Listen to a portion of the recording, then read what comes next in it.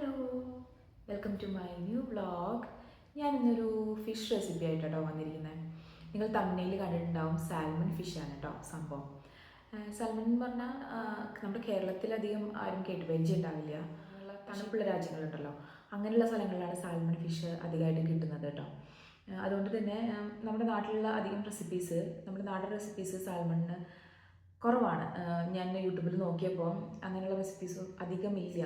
Salmon പച്ചക്ക് കഴിക്കുന്നവരുണ്ട്, ഞാൻ കഴിച്ചു നോക്കിയിട്ടില്ല കേട്ടോ. അപ്പോൾ അത്രയും ടേസ്റ്റുള്ള ഒരു സംഭവമാണ് സാൽമൺ. അങ്ങനെ പച്ചക്ക് കഴിക്കാൻ പറ്റുന്ന ഫിഷ് എന്ന് പറഞ്ഞാൽ നമുക്കൊന്ന് ഊഹിക്കാമല്ലോ. അപ്പോൾ ജസ്റ്റ് ഒരു ഉപ്പും കുരുമുളകും ഇട്ടാൽ തന്നെ, ഫ്രൈ ചെയ്തെടുത്താൽ തന്നെ സംഭവം അടിപൊളിയാണ്. അപ്പം സാൽമണിന് ഒരുപാട് മസാലയും ചേർക്കരുത് എന്നാൽ നമ്മുടെ നാടൻ ടച്ച് വേണമെന്നും എനിക്കുണ്ടായിരുന്നു. കാരണം ചോറ് കൂട്ടി കഴിക്കാൻ, അതാണ് എൻ്റെ ഉദ്ദേശം. നമുക്ക് എന്തൊക്കെ പറയാം, നമ്മൾ ചോറ് കൂട്ടി കഴിക്കുമ്പോഴുള്ള ഒരു ടേസ്റ്റ്, ആ ചോറ് കൂട്ടി കഴിക്കുമ്പോൾ കിട്ടുന്ന ആ ഒരു മനസ്സുഖം നമുക്ക് കിട്ടില്ലല്ലോ വേറൊന്നിനും. അപ്പോൾ ഞാൻ അങ്ങനെ തപ്പിയപ്പോഴാണ് എനിക്ക് സാൽമൺ റോസ്റ്റ് കിട്ടിയത്. അപ്പോൾ എനിക്കത് വെച്ച് നോക്കിയിട്ട് ഭയങ്കര ഇഷ്ടമായി കേട്ടോ. നിങ്ങളൊന്ന് ട്രൈ ചെയ്ത് നോക്ക്. ആ റെസിപ്പിയാണ്, സാൽമൺ റോസ്റ്റ് റെസിപ്പിയാണ് ഞാനിപ്പോൾ ഉണ്ടാക്കാൻ പോകുന്നത്. നിങ്ങളും മസ്റ്റായിട്ടും ട്രൈ ചെയ്ത് നോക്കണം. ഇനി ഫിഷ് ലവേഴ്സ് ആണെങ്കിൽ, സാൽമൺ കഴിച്ചിട്ടില്ലെങ്കിൽ നിങ്ങൾ ഉറപ്പായിട്ടും സാൽമൺ കഴിച്ച് നോക്കണം കേട്ടോ. നിങ്ങൾ ഫിഷ് മാർക്കറ്റിൽ പോയ വീഡിയോ എടുത്തിട്ടുണ്ട്, നിങ്ങൾ അതും കൂടി കണ്ടിട്ട് പോയോ. അപ്പോഴേക്കും ഞാൻ സാൽമൺ ഉണ്ടാക്കാനുള്ള എല്ലാതും റെഡിയാക്കി വയ്ക്കാം. ഓക്കെ, അപ്പോൾ ശരി. ഇവിടെ അടുത്ത് തന്നെയുള്ളൊരു മാളിലേക്കാണ് കേട്ടോ നമ്മൾ ഫിഷ് വാങ്ങാൻ പോവാറ്.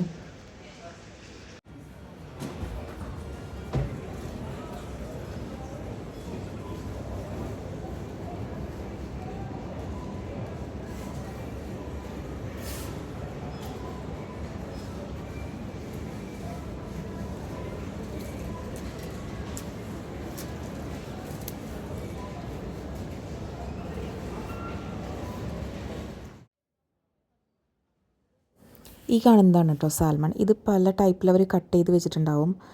മുള്ളോട് കൂടിയത്, മുള്ളില്ലാത്തത്, അങ്ങനെ നമുക്ക് ഇഷ്ടമുള്ളത് നോക്കി സെലക്ട് ചെയ്തിട്ട് വാങ്ങാം കേട്ടോ. പക്ഷേ റേറ്റ് ചിലപ്പോൾ വ്യത്യാസം ഉണ്ടാവും പലതിനും.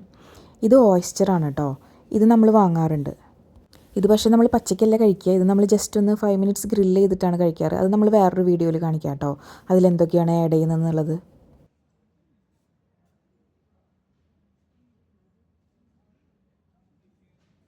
ഞങ്ങൾ ഇവിടെ വരുമ്പോൾ ആക്ച്വലി വിചാരിച്ചത് ഫിഷൊക്കെ നല്ല ചീപ്പായിരിക്കും, കാരണം ഓസ്ട്രേലിയയുടെ ചുറ്റും കടലൊക്കെയാണല്ലോ, അപ്പോൾ നല്ല ചീപ്പിൽ കിട്ടും എന്നൊക്കെയാണ്. പക്ഷേ അല്ല, നല്ല പൈസ കൊടുക്കണം കേട്ടോ ഫിഷിനൊക്കെ.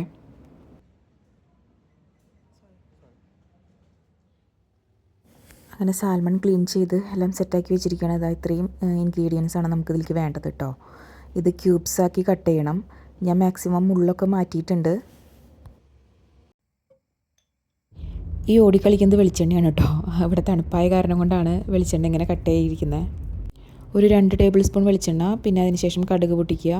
പിന്നെ ഇത് ഇഞ്ചി, വെളുത്തുള്ളി, പച്ചമുളകിൻ്റെ ചതച്ചതാണ്. അതൊന്ന് വഴറ്റിയതിന് ശേഷം ഒരു സവാള, അതും നല്ലപോലെ വഴറ്റുക. ജസ്റ്റ് സവാള ഒന്ന് വഴണ്ട് വരാനുള്ള ഉപ്പാണ് ഞാൻ ഇട്ട് കൊടുത്തിരിക്കുന്നത് കേട്ടോ. അതിനുശേഷം ഒരു 1/2 ടീസ്പൂൺ മഞ്ഞൾപ്പൊടി, 2 ടീസ്പൂൺ കാശ്മീരി മുളക് പൊടി, ഒരു 3/4 ടീസ്പൂൺ കുരുമുളക് പൊടി, ഇത്രയാണ് ഞാൻ ചേർത്ത് കൊടുത്തിട്ടുള്ളത്. എന്നിട്ട് നന്നായിട്ട് അതിൻ്റെ പച്ചമണം മാറണ വരെ ഒന്ന് ഫ്രൈ ചെയ്തെടുക്കുക. അതിനുശേഷം 2 തക്കാളി ഇട്ട് കൊടുക്കുക. തക്കാളി ഇട്ടിട്ട് അപ്പോൾ തന്നെ നമുക്ക് മീൻ ഇട്ട് കൊടുക്കാം കേട്ടോ, കാരണം തക്കാളി വഴണ്ട് വരണമെന്നില്ല. എന്നിട്ട് കുറച്ച് കറി ലീവ്സും കൂടി ഇട്ട് കൊടുക്കാം. എന്നിട്ട് നന്നായിട്ട് ഇളക്കി നമുക്ക് ജസ്റ്റ് മൂടി വെക്കാം കേട്ടോ.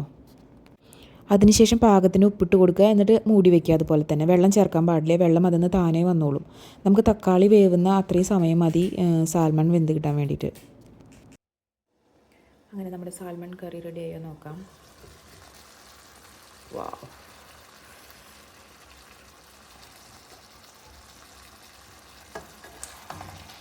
ഞാൻ വെള്ളം ചേർത്തിട്ടില്ല കേട്ടോ, ഇതൊന്നും വന്നിട്ടുള്ള വെള്ളമാണ്. ഒരു തുള്ളി വെള്ളം ചേർക്കേണ്ട കാര്യമില്ല.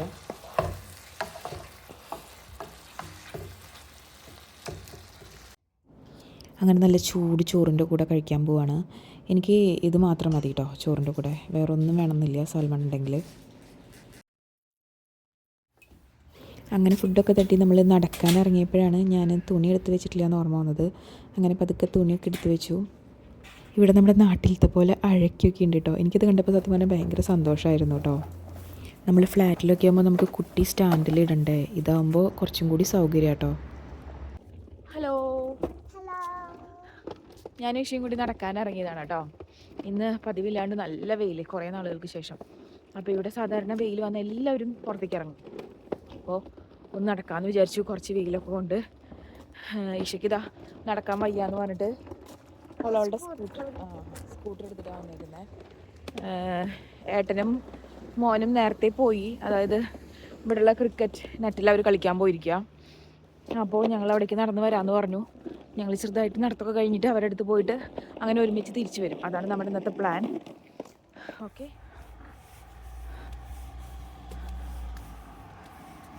കണ്ടോ അതിൽ ലെമൺ നിൽക്കുന്നത്? നമുക്ക് വേണമെങ്കിൽ പൊട്ടിക്കാം കേട്ടോ, കുഞ്ഞു ലെറ്റർ ബോക്സ്.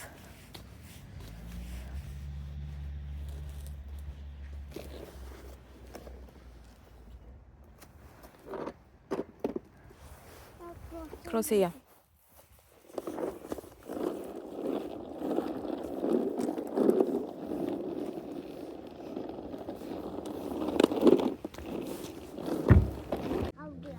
ഇല്ല, ഇവിടെ വെച്ച പൊക്കിയെടുക്കൊന്നും വേണ്ട, അവിടെ വെച്ചു. ഓക്കെ, ഹെൽമെറ്റോ?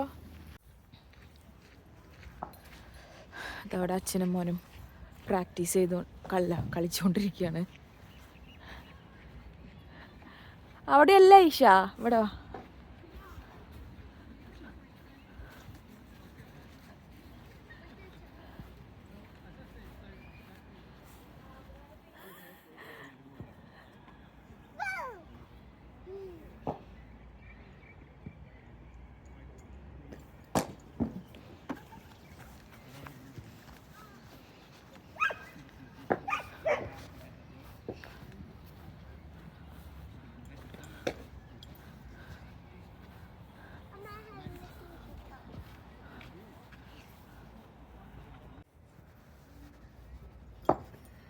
ഞാൻ കഴിഞ്ഞ വ്ളോഗിൽ പറഞ്ഞിരുന്നില്ലേ മോന് ബാറ്റ് വാങ്ങണം എന്ന് പറഞ്ഞു. ഇത് അവന് പുതിയ ബാറ്റ് വാങ്ങിയതാണ്. മൂപ്പരാൾ വാങ്ങിയിട്ട് ഇതുവരെ കളിച്ചിട്ടുണ്ടായിരുന്നില്ല. അപ്പോൾ കളിക്കണമെന്ന് പറഞ്ഞിട്ട് അച്ഛനെയും കൊണ്ട് പോയതാട്ടോ നേരത്തെ. ഹലോ,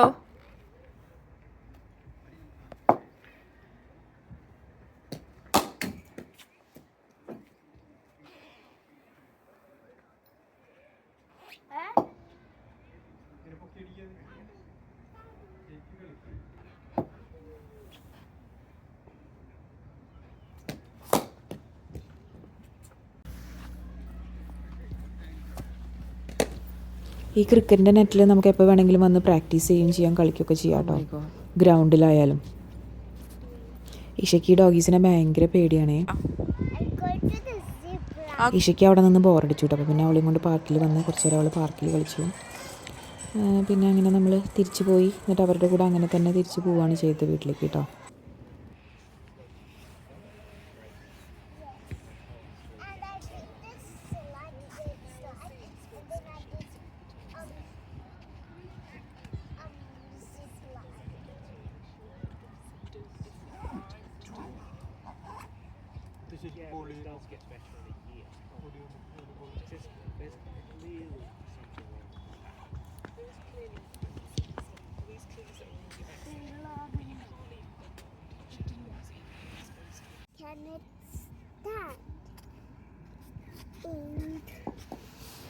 അപ്പോൾ അത്രയ്ക്കുള്ളൂ ഇന്നത്തെ വിശേഷം. അങ്ങനെ കളി കഴിഞ്ഞ് നമ്മൾ തിരിച്ച് വീട്ടിലേക്ക് പോരുകയാണ് ചെയ്തത്.